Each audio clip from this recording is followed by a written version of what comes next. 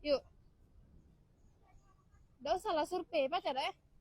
Pacak duit nenek kau tapi. Langsung bawa nih mobilnya tuh. Ribet nih Tidak on. bisa kakak, ya namanya kredit itu masih survei, ada prosedurnya galau. Nah kalau di AW Mobilindo, pokoknya di showroom mana ya, bukan di AW Mobilindo.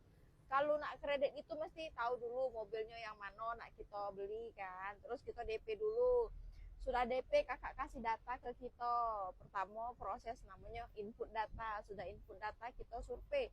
Nah sudah survei itu kita ada lagi yang namanya ada tuh diterima apa tidak pengajuan kita itu. Nah jadi tidak bisa masih disurvei, namanya kita minjam duit dengan uang leasing itu, taruhlah uang ya. Nah kita kita ibarat ke uang, kita nak minjem duit sama leasing untuk biayai mobil yang kita beli ini tadi.